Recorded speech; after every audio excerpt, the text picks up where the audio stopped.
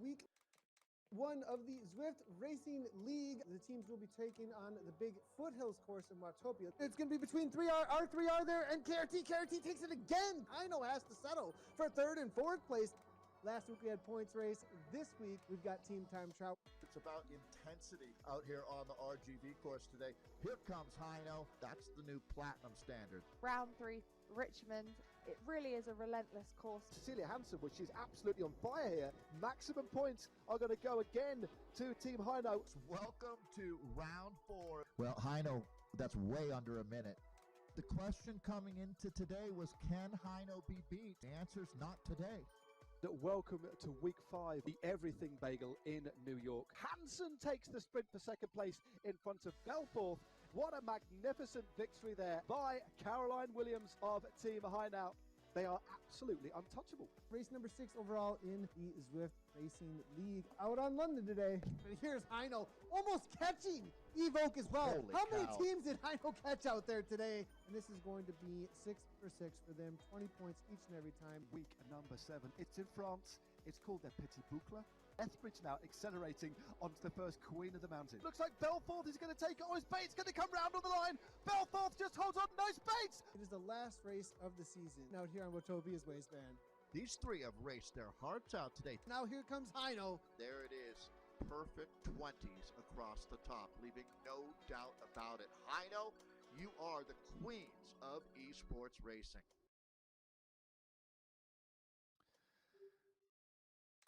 Well, that was a nice little look back at the inaugural season for the Zwift Racing League and the net result of some of those highlights. There you go. That was the net result in relation to the men. Canyon Esports dominant throughout with 3 or 4 wins, in fact.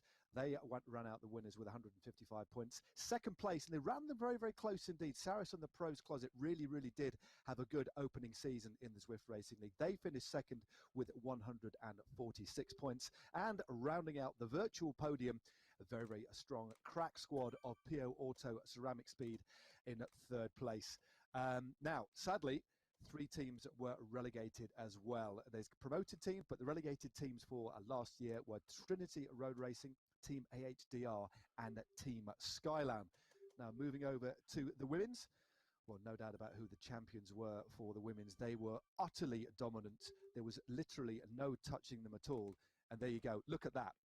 Across the board, they won every single round, netting them a grand total, which you couldn't basically beat, of 160 points. 2nd place with a very, very solid performance as well. Super, super consistent with Team 2020 with 142 points. And 3rd place on the podium for the first ever season of the Zwift Racing League was No Pins R3RE Racing Team with 136. But there were 3 teams relegated as well, and those 3 teams, a little bit of a surprise as we headed into the season to see Turbo drop down, but Turbo have dropped down along with Team Fearless and also Velocity Vixen.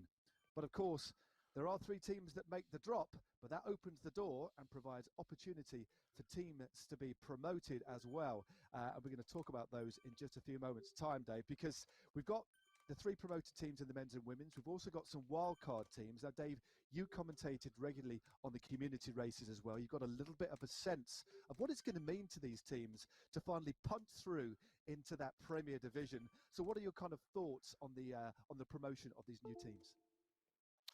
Well, you really touch on it. These teams are hungry, and they're here to make a statement. And I'll make a statement to start things off here.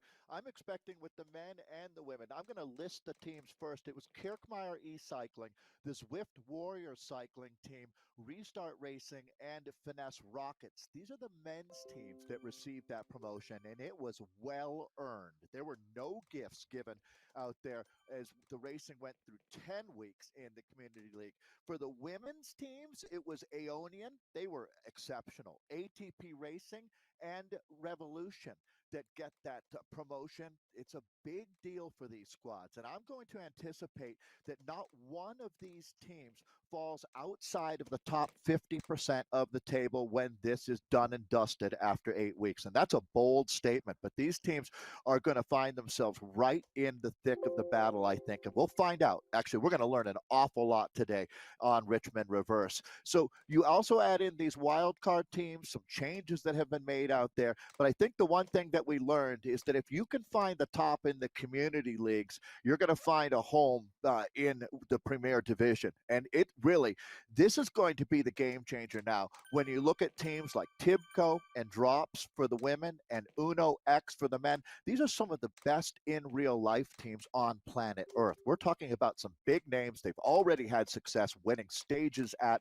the virtual Tour de France. So the impact that these teams are going to have are wild cards, as well as Legion X adding some real talent, or excuse me, the Legion out of Los Angeles adding some real talent.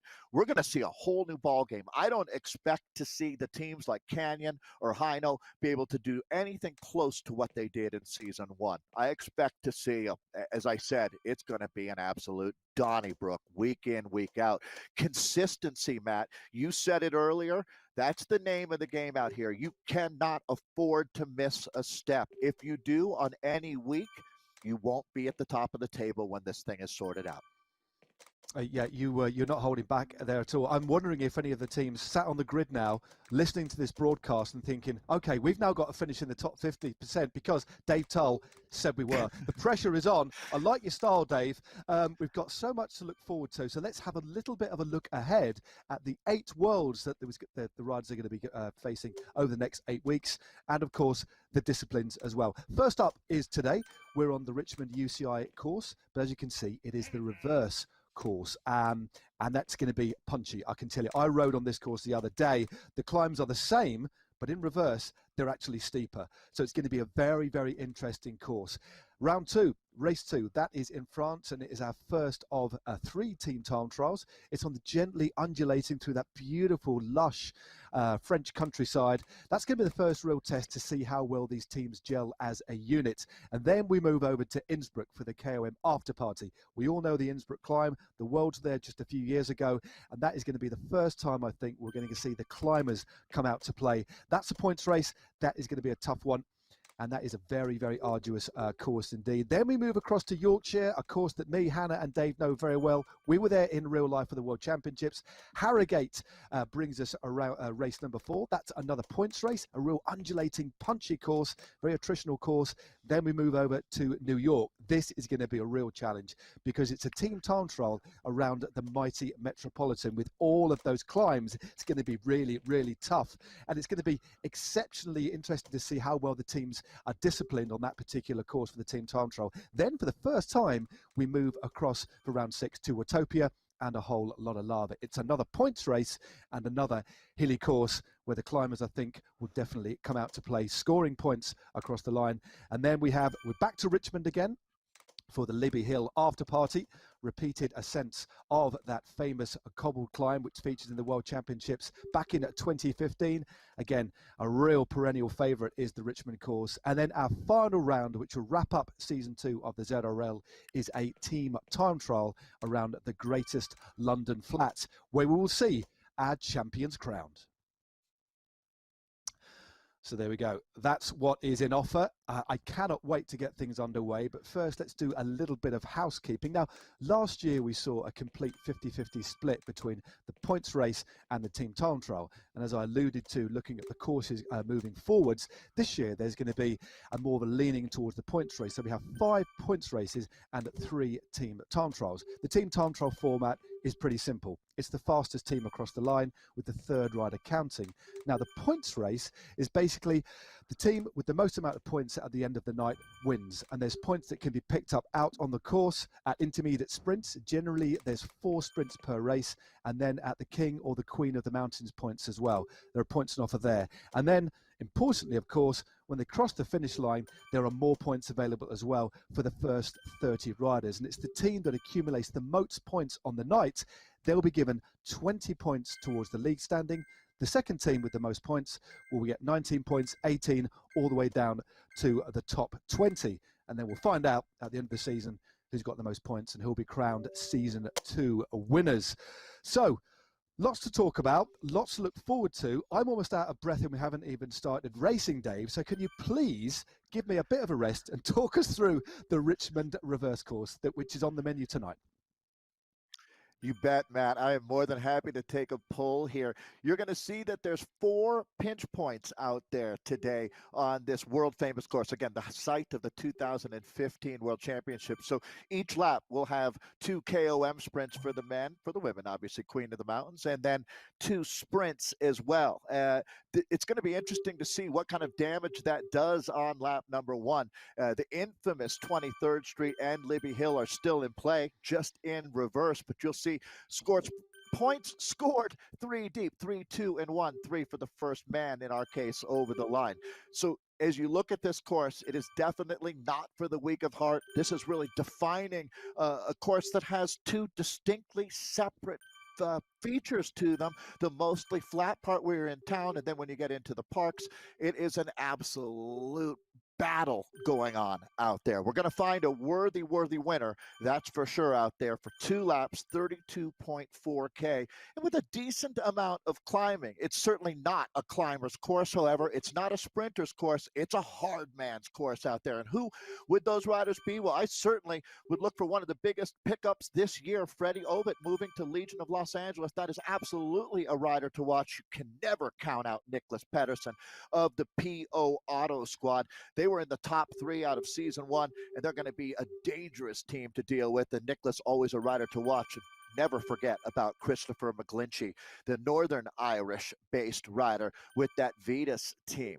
There's a lot of dangerous riders. It's always really important to remember that this scratch race format that we're doing today, and 5 of the 8 days of racing, it's about putting 2, or if you put 3 riders into the top 10, well, then you're having your cake and eating it too. In that kind of situation, you're almost unbeatable with all of the teams starting 5 riders here. But Matt, if you can get 2 riders up in the top 10, you're on a very good day and should be in the mix to be our first leading team coming out of day 1 of racing of 8 here for the Zwift Racing League Season 2. It is on like Donkey Kong, ladies and gentlemen. I cannot wait to get stuck in. The men are already underway. You can just see those wonderful pictures. Hannah, we'll be seeing you a little bit later, so you can kick back, make yourself a cup of tea, watch the men's race unfold, because it looks like it's action all the way so far. So Hannah, see you later. And Dave, the racing is already underway, as we can see. It looks like we've had a very, very aggressive start, because we're heading up to the first intermediate, well, King of the Mountains, and the first climb actually only comes after 2.2 Ks. We're used to seeing the riders on this course the other way around. We've got that really flat start and the 3 climbs towards the back end. But with this reverse course, they really are need to get a good warm-up. Because we just see, there we go, Lionel Vuillersan takes the first King of the Mountains points. That's no real surprise, is it? But the next climb, Dave, comes in only 1,100 meters. Boy, as you pick up the action here, though, one of the riders that certainly makes that short list of men to watch today, that being Lionel. Obviously, a lot of folks are fans of his, especially after his spirited effort in the Zwift Academy. Let's take a look at who Ostenfeld is here. Boy, this is really, really interesting to see a group this strong going this early. Again, there's a lot of racing ahead of us, but this gives you a look at how steep these pitches are. This is where you really make your mark out here, Matt. No, it certainly is. I mean, they've already been up the reverse of 23rd Street, maximum gradient of around 10%. And the reverse climb of Libby Hill, I mean, it's only a short climb, but it actually kicks up to around 20%, as we just see the PIP, the picture-in-picture of Lionel Vuillersan. Of course, he was also, we said he did a good ride at the World Championships recently, where he finished in 6th place. He was also a Zwift Academy finalist as well. Didn't quite make it to get that pro contract, but it's clearly going to be fired up for this series. As you can see, Spencer Segerbrook from Canyon. They've signed a couple of new riders. They've also got a development team as well, and it looks like the American takes maximum points. So 2 out of 2 there. Canyon Esports have really come out of the blocks wanting to score points early on the board, and they know how to do this so well, Dave, don't they? Well, absolutely, Matt. I mean, it's fair to say that Canyon, not only were they the top team out of ZRL Season 1, but they did it with panache. And if you want to take that title away from them, it's going to be like trying to take a steak out of the mouth of a pit bull. It is not going to be easy or enjoyable for you. I guarantee you that Dave, much. But I'm just so looking forward to... I'm so looking forward to working with you over the next 8 weeks when you come out with those wonderful metaphors and descriptions. they're just beautiful to hear. Well, I appreciate that, Matt. It's a true joy to be here with you, that's for sure. So as we pick up the action now, these guys don't make it easy on each other. Only the strong survive out on this course. And, you know, Matt, as someone who's done this yourself, you know that racers make the race, no matter what kind of course you're on. But when you've got something served up to you like Richmond Reverse, the strong riders have got to be licking their lips right now. This is the kind of course that allows you, if you're on a good day with a strong team, you can execute tactics and strategy, and it really gives you that full spectrum of the racing experience. A lot of riders now are going to be digging in here because it's a long, steady grind at this point. You get so used to doing this course, Matt, going the regular World Championship direction. But if you remember now from all your times riding the other way, it's a slow, steady downhill, basically, from Broad Street down to the bottom here before you kind of make that U-turn and start up Libby Hill. Obviously, we're doing it backwards here. So, governors, to get to the finish line, no matter which way you're getting there, Matt, you're going to be climbing. But it's a little more of a gradual climb coming from this direction versus the other way. I always remember, I mean, that was where Sagan won the race, that's for sure. That descent and then climbing up Governors. But here, we're going to be heading down. Taking a look at the No Pins R3R team, this is a team that has a lot of weapons that they can deploy.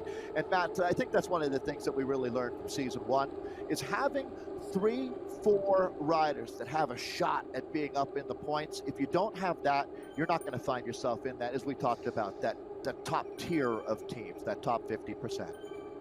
Yeah, as you said, I mean, it's interesting the way the points are structured. We talk about the points available out on the road, but you've also got to save something for the end. If you can group riders towards the top of that, towards the top of the top 30, that's where you're going to score your points, because the points are very evenly spread from first, all the way down to 30th place. Here's the start of that little climb you're talking about. Great to see the No Pins R3R e-racing team. One of the few teams actually, Dave, that have gone for a bit of a kit refurb as well. They've got a slightly different design. Another team whose kit I really, really like. They've issued the kind of orange is the Dutch racing team. As we look at Saris and the pros closet, what a great lineup they have. So strong. Each and every single one of those riders could potentially win today. That's what you need. They've got a real strength in depth. They know how to race on Zwift. They've got experience out on the road as well. But that is a very balanced squad. Holden Como, as we know, very, very strong finisher indeed.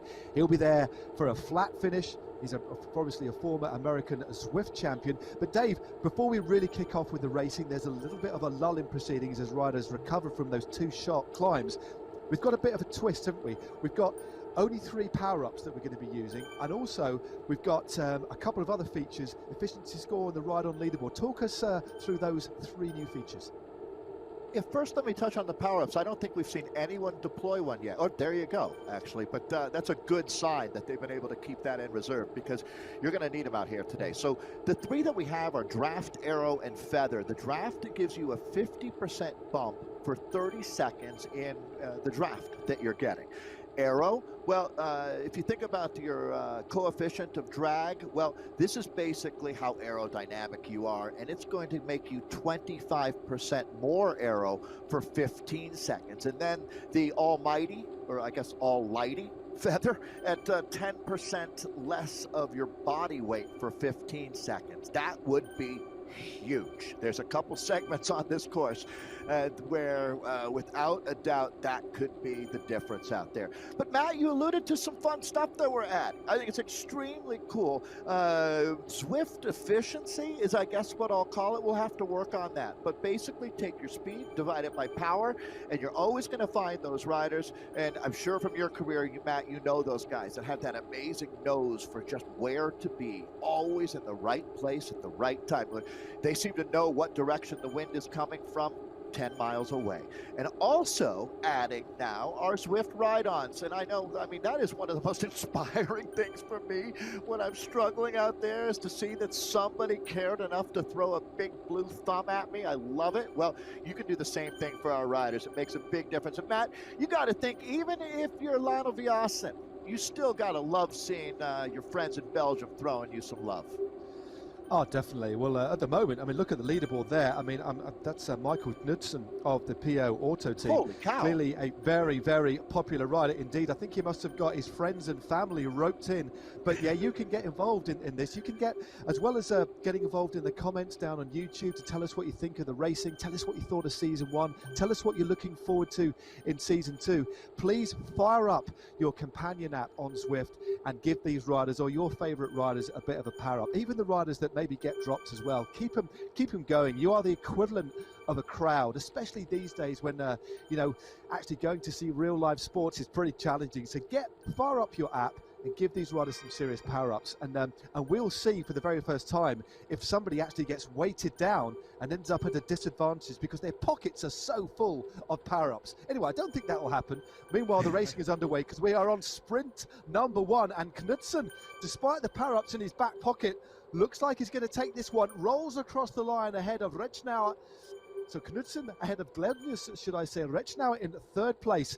So those power-ups, Dave, have clearly done him no harm at all because he takes maximum points on the first sprint of the day at Broad Street. Yeah, and just like a points race at the velodrome, Matt, that's what we're doing here. The first time that you can look up on the board and see it starting to shuffle, like at the train station, right? When it's readjusting, well, there's your first leader in Season 2, as these points are scored 3, 2, and 1. So 3 points for the first man over the line there. 2 sprints per lap, 2 King of the Mountains per lap as well. They're all scored at the same level. So these points start adding up. To put it in perspective for you, 40 points is what the winner of the race will receive today. He's going to need his teammates to add more points to that because it's interesting always how many points did it take to win the day when you look at it. Obviously, the team time trials are different, but 40 points for the win, 35 points for second, 30 points for third. But then we start stacking it up like cordwood, Matt. 27, 26, 25, we work our way down point by point from that point. So there's a real benefit to being in the top 3 at the end of the race. But outside of that, it's just about getting as many men up there as you can. So already points are going up on the board. We're looking at 32.5 kilometers of racing, but there's no doubt that this group is going to get split. There will be fireworks on 23rd Street. I mean, Matt, these streets are steep enough. There's only a few cities in North America that have Pittsburgh, San Francisco come to mind, where, the street signs show you, turn your wheels in to make sure that your car doesn't start rolling down the road. These streets are steep enough that you see cars cascading down the roads every now and then if someone forgets to do that. Talking about over in that old neighborhood there. So park with caution. Matt, I know that you're a very, when you park your Brompton, you don't have to worry about these things, do you? No, we don't. I mean, we'll reference in a little bit of an anecdote that you have about that when you're actually here commentating on the World Championships. But let's just have a little look at a couple of new faces rotating near the front, and a team that I think we need to mention. They're one of the newly promoted teams, a Japanese team, the Zwift Cycling Warriors. They've got Hidenori Susachi, who's just moved up into the front there, willing to take the lead. And what's going to fascinate me over the coming weeks is how these, you alluded to it at the top of the program, Dave, is how these new teams adapt. And clearly they are very, very accomplished racers. To actually punch through to this top division is something, well, it's something to be very, very proud of, but it does show that they are very, very accomplished and know how to race as a team, because they've done pretty much exactly the same as what the elite riders have done within their own division. And also it's worth touching briefly on the sheer scale of this community. This WTRL community is astonishing, because I heard the other week that there are around over 1,450 registered teams in the WTRL, which is so impressive, spread throughout the world. It's amazing. I mean, it's nothing short of a phenomenon. There are some Thursdays during the team time trial we'll have 5,000 racers. Again, like our Zwift Racing League, they compete around the globe. So there's and at all of the different levels. That's something that sometimes I forget to mention to folks, that you can do this on Tuesdays in our community leagues. So But when you take a look at it, I just saw you're mentioning the Zwift Warrior cycling. That's one of the best stories that we have out here with Takato, Yuki, Hidenori, and Kanji joining us. I also love having Finesse Rockets up here. Jordan Shane is a potent rider. This young man was one of the first folks to get out on Zwift with Eric Min and friends. John Mayfield. He was one of the beta test riders when he was 15 years old, living in Vancouver. So if you think Dave, about that, I mean, he's been a to level 50. Oh, sorry, go ahead, Matt, sorry, please. Dave. We're just coming up to the next sprint, mate. And it looks like Vujasan is going to take this one. He's just gone a little bit early there. It's I think Aguirre just got that. Or did Vujasan get it on the line? I think he might have been just rolled. Actually, it was Foldager who took him. Foldager from Vujasan.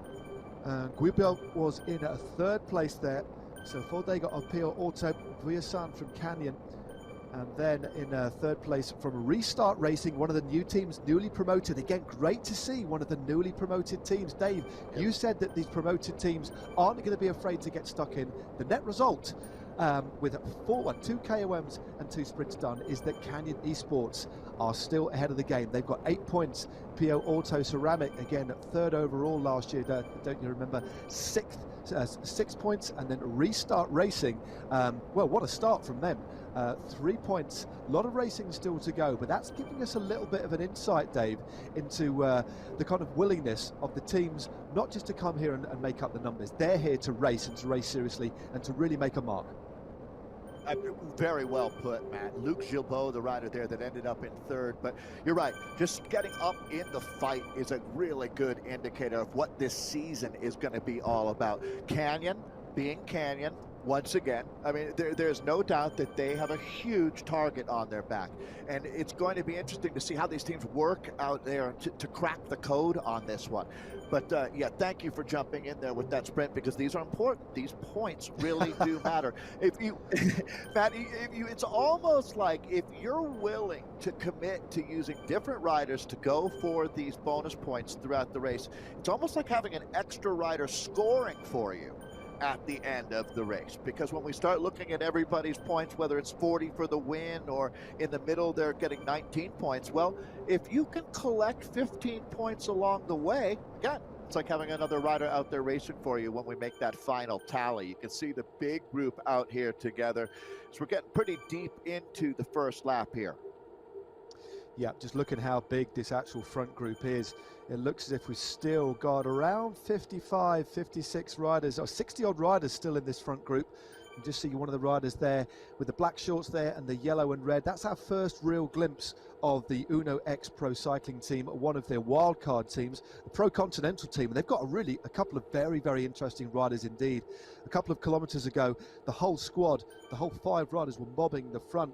They've got a rider, it's a Eric Ressel, who won the under-23 Omloop Hep Nieuwsblad, a really powerful rider, would like a course like this. I got Omloop Hep Nieuwsblad as the opening cobbled classic of the year. He's won the under-23 version of that. And then 25-year-old Anders Skarseth as well. Well, he was 10th in the under-23 World Road Race a couple of years ago. So that's just 2 of their riders, and they really are taking this very, very seriously indeed. And I think it just shows how far Zwift Racing has gone, at the kind of caliber of riders, the teams that are taking a really, really keen interest in racing on this platform. Great to see Uno X amongst the field for this season 2.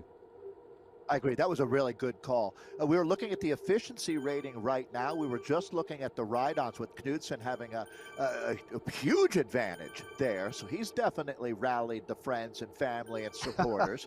Our efficiency rating now, this is going to be interesting here as we look at this. Again, this is speed divided by power. It's a simple formula, but Matt, anything but simple to figure out when you're out there on course. I am loving what we're seeing here from the teams, as you mentioned, the teams that just got promoted, because that's Matt Usborne there of the Finesse Rockets team. I was talking about Jordan Shane. So they are all over the front of this race right now, clearly not wanting to let anything go. But boy, Matt, this is the kind of race where it's really not about the breakaway. it's about hanging in the front group. There's going to be selections made, selection after selection. What is the ultimate selection? Well, I guess that's the one that includes the winner in it, right? I mean, that's basically how this works. But that ultimate selection won't happen until late in the race. It's about keeping your powder dry, not doing too much extra, but always being in the right group. Is that fair if you look at the assessment of the race at this point? Definitely. I mean, the thing is, okay, racing on Zwift is very, very different than racing on the road, but there's still a lot of parallels. You still need to be sharp. You still need to be tactically astute. You still need to conserve energy, and you can still ride with panache. You can still go for it, but like in elite level racing in any sport, you need to conserve your effort in an endurance sport. And what that efficiency racing does, the efficiency rating actually does. And actually, while we're talking about the efficiency rating, the first time we saw it used was in the UCI World Zwift, the championships just a few weeks ago. Of course, we've got a couple of medalists here. We've actually got Anders Foldager, a rider you picked out from PO Auto, who was second in the Worlds, and his teammate, Nicholas Pedersen, was third. So we've got two of the medalists from the Worlds actually in this field as well. That efficiency rating just shows you the riders that know how to race on Zwift, that know how to ride. So they're riding at the same speed as everybody else, but they're not in the wind as much. They're not making too many efforts. They're using the draft as best they can. They know where to sit in the bunch. So that efficiency rating just shows you the most efficient rider in the field. And quite often it's not necessarily the most efficient rider that kind of wins, but it's a really good indicator of riders who really know how to measure their effort and to ride Zwift as efficiently and as effectively and as optimized as they can. So it's just another little stat to give you an insight into what racing on Zwift is all about. It's funny, it's a stat that almost the riders might not want people to talk about, because if you think about it, one of the beautiful things about being so efficient and quiet in the group is people forget about you as well. And we are not going to forget about the best Zwifters out there, because there's always going to be that gameplay element to this. And there's a gameplay element to racing in a breakaway, in a bike race as well, no matter whether you do it virtually or in real life. There's a lot of this is in the head, psychological. As we get a look again out here on, now we're into the second lap here. This is where everything becomes a little bit more serious, and we're going to have some more points to be scoring here, as well as we've got some bonuses to look forward to. You can always feel when things start to ramp up out there, but these guys are absolutely hightailing their way around Richmond, Virginia right now here, Matt. There's a big group still. Go ahead. Yeah, sorry, there's just looking at some big numbers there. We're just heading up to the climb again. Of course, at the first climb, well, this is it's the first climb on the course, but we're hitting it for the second time. So this is the climb of 23rd Street, the reverse up 23rd Street, and there we go. The riders, unsurprisingly, using that Feather 8 power up to make them 10% lighter, and we've got a bit of an attack. That man Knudsen, the most popular rider, for want of a better word, in terms of power-ups, has just gone off the front, but he's been joined by Glednes. So Glednes is also there from the Canyon Esports racing team, kicking out 11 watts a kilo. The points are just round the corner here for the KOM, and it looks as if the Norwegian from Canyon Esports, maximum points there, Knudsen in second, and then Joost van der Bosche of the Dutch racing team in third place. And for the first time as they descend the cobble climb, here we go. We've got a little bit of a split. The elastic for the first time, Dave, is broken.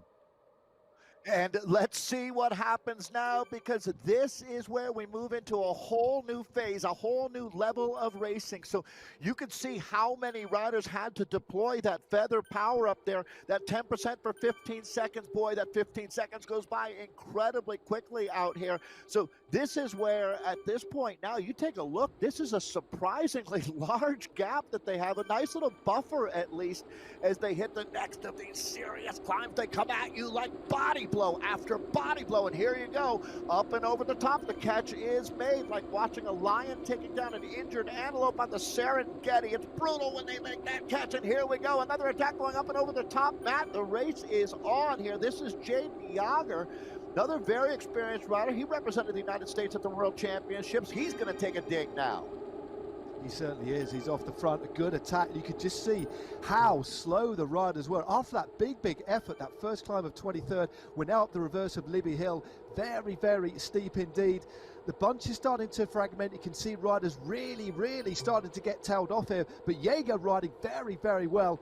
I mean, I'm very, very impressed by the way that Restart Racing. So your call, I mean, there's a lot of racing still to go, but they have really raced exceptionally hard. But this little front group, we've got Johan Noren of the team at Swedish Zwift is there. The ever-present Lionel Viasan is there. Hewell Davis of the Bolt Racing team, the man from Wales. Chris Smart of the No Pins R3R, he's there as well. So those three, Jaeger takes maximum points on that climb. Remember, it only came 1.1 Ks after the previous one. So really concentrated bit of racing, concentrated effort. And this has actually started to split things up. But the net result of those two climbs, still Canyon Esports in the driving seat in terms of intermediate points scored. 10 points to them. PL Auto Ceramic with 8. Restart riding very impressively indeed in the third with 6. But the time gap is only a narrow one. And it looks as if, Dave, that little foray off the front is going to come to nothing as it's all neutralized again. But at what cost? Because those really intense little efforts are really going to have dug into the reserves of these riders, because we saw 10, 11 watts a kilogram being used, and there was hardly any time for recovery in between those two climbs as well, Dave. Yeah, those were some big engines, Matt, that were off the front. You talk about Hewell Davies, that's the Bolt team that we're looking at. Good to see them being represented up there. But I tell you, there are a lot of riders keeping their head above water. As a matter of fact, Matt, I don't think too many people would have thought the group would be this large at this point in the race. It really shows you the depth that we've got in the Zwift Racing League. The teams that were promoted are already a part of the conversation. Way to step up your game, gentlemen. There's Ryan Larson. He's a rider to watch. Matt, don't you get the feeling here as we head into the finale? It is a whole new ball game out here. Yes, Canyon Esports is the strongest team in this world that we race in, but they've got a lot to worry about. There are a lot of dangerous teams out there. Their domination for season 2, if they're able to hold on and be our best team after 8 races, it's not going to be the same journey. They're certainly not going to be sweeping the table here. This is going to be fantastic racing as you take a look at the gladiators of Zwift right now. We are locked and loaded, gentlemen. This is not a drill. Big time bike racing is back here on Zwift, and Matt, the stoke level is high. You know, the man who wins this race is going to have to want it more. That's what it's going to come down to today, Matt. It's going to be sheer will. There's so many talented riders with huge engines, but who really has the burning desire? Exactly, and we've just seen where there's a round. I'm just looking a little bit further down the group. We've got 65 riders. Coming into that series of climbs, we had 75 riders in the front group, but despite the intensity of the racing, and just to pick up on the point that you made earlier on, Dave, the standard is now so high. The teams that have come up, clearly, the way they're racing, hardly any of those guys have been dropped. They are more than well equipped to race, and we've seen the way the Uno X guys are riding as well. This makes for a very interesting proposition, and the thing that I do like about flipping this course round, it has completely changed the dynamic, because we saw previously the flat opener, it was a course of 2 halves, the flat opener and then those 3 climbs towards the end. When you flip it round, all the intensity, the climbs are at the beginning, so we have this flat, slightly more tactical finish, which I think might suit a different sort of rider, and we may even see teams actually formulating a little bit of a lead out here. Things they've kind of learned from previous races, and also the team time trial discipline, so it will be interesting to see what the plan is now, because Dave, okay, just under 10 Ks to go. We haven't really talked about the way these teams communicate, because they'll all have a team manager, they'll have a team captain, and they will be talking to each other, won't they? Absolutely. Discord. I had never heard of Discord. I'm sure anybody in the gaming community is well aware, but it's a pretty advanced way of communicating, and they're completely in touch. Typically, it's a push-to-talk scenario because, man, I tell you what, between the when you hit these climbs, it's amazing the sounds that your smart trainer will make. It's hurting too, folks. There's no doubt. And you certainly start to see the heavy breathing. A director will end up taking control. And when you look at it now, one of the directors that I would love to hear what they've got to say would be Saris the Pros Closet, another one of the top teams, and they've got a rider, Matt, Holden Camo, who's been one of the top-ranked riders in Zwift for quite a while. Extensive experience, but he backs that up with that just absolute professionalism. This guy always shows up prepared.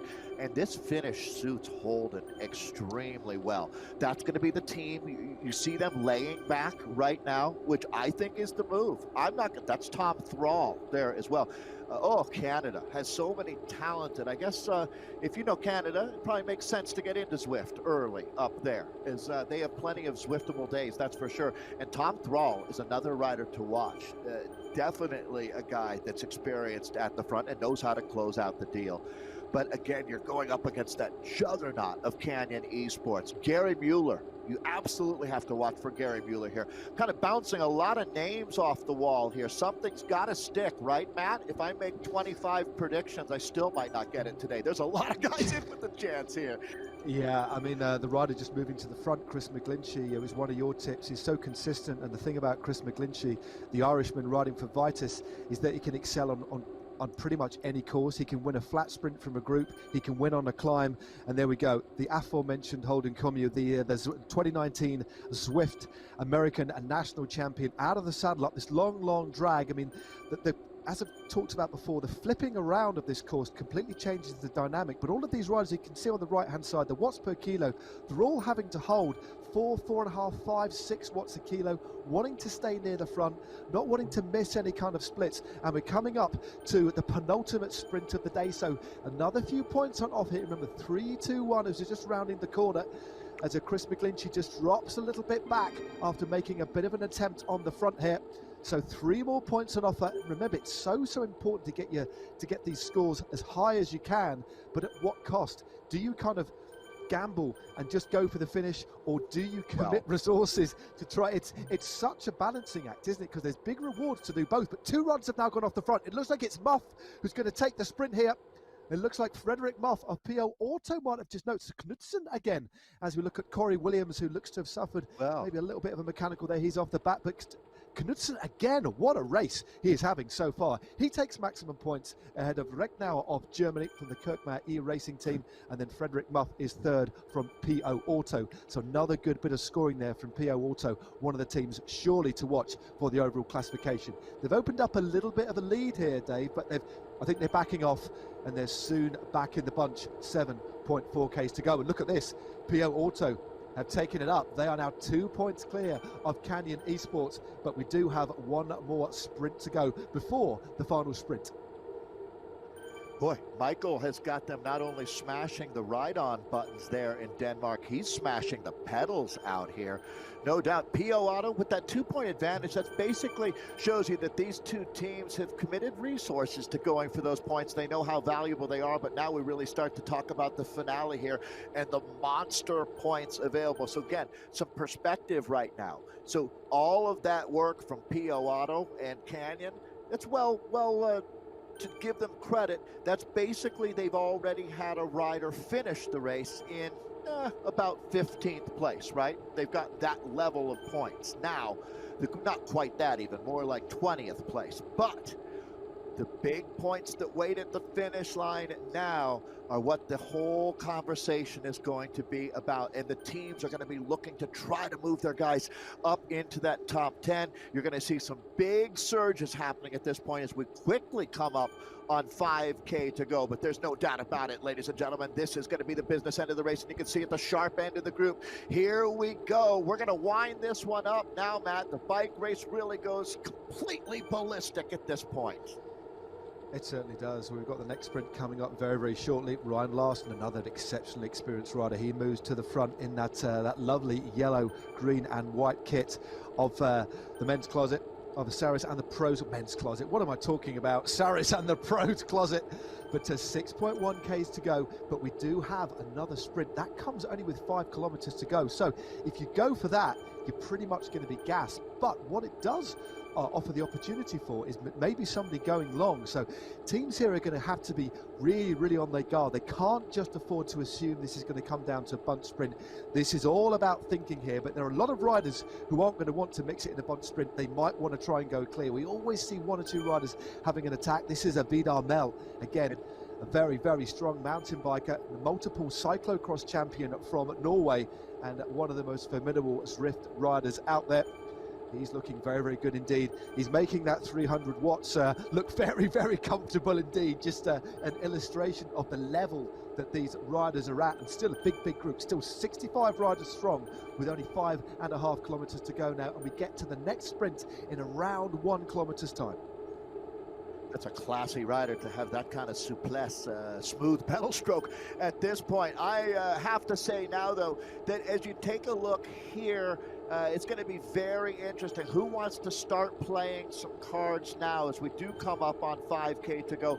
My heart goes out to that rider that makes that, I guess, Vyacheslav Ekimov style suicide attack late in the race, because there is so much horsepower still here waiting to bring you back now. As a matter of fact, I don't know if anybody's going to be able to go up and over the top of the speed that this group is carrying here. And there it is. It looks like, well, certainly moving to the front right now is going to be Barty, but they're going to cover everything. It's just cover and kill at the front of this group right now, Matt. It certainly looks to me like we're going to see a huge sprint, all things considered here.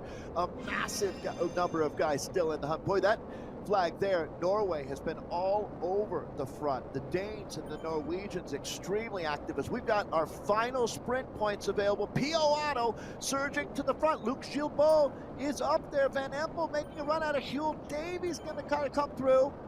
Let's see how we score this one. It looks like it's going to be Van Empel, Gilbeau, Davies in that order. Yeah, we'll get confirmation of that just in a few moments' time, but that was kind of a long, drawn-out sprint. But there we go, it was a Van Empel, Etienne Van Empel of the Dutch racing team in that new white kit. And then we have Gilbeau of the Restart Racing. What a race they have had. The Canadian up there as well. And then Huel Davis of the Bolt Racing team. The Welshman, very, very aggressive today. And now we only have 4,000 meters until we cross the line. For all of those points, it's still, the status quo is unchanged. A couple more teams have scored some points, but we do have a sole leader taking an opportunity to go clear here. It's Pim van Diemen, who's just off the front at the moment. You notice that Pio Otto and the Canyon, Matt, decided to sit that one out. This is going to be Jordan Shane. He's the Jarvis Club rider that I was talking about, one of the first people to ever Zwift. Right now, attacking. Wow. This is it. The big move here. He's got 3.5 kilometers. He's been in the bank. He's got the money. And now he's in the getaway car, making his way around the streets of Richmond, Virginia here. This Canadian showing a lot of heart right now. I tell you what, Matt, this kind of effort, it's probably more enjoyable passing a kidney stone than doing what Jordan Shane is trying to do right now. Well, look what he's doing. He's using that kind of low cadence, high torque to generate the power through the bike, holding around 450 watts, which equates, as you can see, to around 7.5 watts a kilo. But he's still got 3Ks to go, but he's increased his lead. And you could just see he used his final power-up to try and get away in that attack. He used the aero power-up, which was a good move. Certainly didn't want to save it to a sprint. This rider, clearly not a sprinter, but he is a rider that can hold this sort of power. He's pulled out another second. Coulson leads the chase behind. It's actually his fellow countryman, Bruce Bird, who's up there as well. Chasing behind. He's now dropped back, but 7 seconds. This is going to start to hurt. He's still out of the saddle, still 400 watts, but it's just dropping. Can he hold on? I think that the bunch behind Dave have got him in their crosshairs, but this is a valiant effort by the young Canadian, Jordan Shane. Well, if a Canadian chases down another Canadian, he'll never get another discount on maple syrup as long as he lives. That's not the way to do it. But obviously, this is not a national pride. This is your trade team. I love this. This would be the biggest shocking upset that I have ever seen racing out on Zwift if Jordan Shane can hold on. I love this kid's courage. If Jordan Shane weighs 60 kilos, 10 of it is got to be heart. Is again, this young man out of Vancouver, British Columbia. So that's the West Coast. Just if you know your North America, it's one of the most beautiful parts of the world where Jordan comes from. This is really getting scary. It's an absolute nail-biter here in Richmond. Matt, look at this. He's taking it down to 1.7K, and he's still holding them off. This man is completely and utterly turning himself inside out. Jordan Shane for the Finesse Rockets team. His teammate Matt Usborne, Timmy Bauer, they got to be waiting to try to counterattack, as they certainly will be sitting in that group now. If he does get caught, this is pure courage right here, Matt. I love what Jordan Shane has done. If we had a Rider of the Day award, I'd give it to Jordan Shane now. 1K to go. This is an amazing ride. Yep, 1 kilometer to go. He's passed on to the Flamme Rouge, but look, you can just see the massed ranks of the peloton. It looks as if his effort is going to come to nothing, but I tell you what, he has certainly made his mark. That was a ride full of courage, full of finesse, as the team name suggests. Great to see him try to at least do something, especially on a finish like this, but his moment in the sun has gone. He's going to struggle actually to hold on to the back of that group, and as expected, straight out of the back, and now it looks as if we're going to be set fair for a big bunch gallop on this, the opening round of the second season of the Zwift Racing League. We've got some new names in the mix. Will we see a new winner today? Fascinating stuff here. Around 500 meters to go. Vuyasan on the front now. Is he leading it out? Bauer there as well. Look at the numbers. We are seeing some massive watts in kilo, and we are seeing a snowstorm of power-ups coming into the finishing straight. McGlinchey goes clear. Leeson just behind as well. It's McGlinchey. McGlinchey is looking like he's going to be overhauled, but he's still holding it. It looks like McGlinchey takes it on the line ahead of Thrall and Leeson, but the Irishman, tipped by Dave at the top of the program. We'll get confirmation in a few moments' time of who was the winner there, but it looked as if the Irishman took it. Absolutely breathless stuff there, Dave. What a race for the opening round of the Zwift Racing League. Breathless stuff. Wow, absolutely dimming the power grid there. I'm sure that a lot of microwave ovens and lights are flickering on and off all over Richmond as people, what is going on with the power here? Well, Christopher McGlinchey is a monster. I'll wait for the results to confirm it, but either way, Matt, that's what the Zwift Racing League is all about. What a finale here today in Richmond. Fantastic. Yeah. That was fantastic. So we'll get confirmation of the results there. There's certainly going to be a few other riders in the mix. This is the slow motion replay. Just look at the riders there saving the power-ups. Obviously, the one that everybody wants really for a finale like this is, of course, the aero power-up. And we can just see that really close finishing. A great crowd had assembled here in Richmond. And look how close it was on the line. It really was a blanket finish there. And we will get confirmation through very close there. Well, very shortly indeed. But that was a spectacular finale. A great race.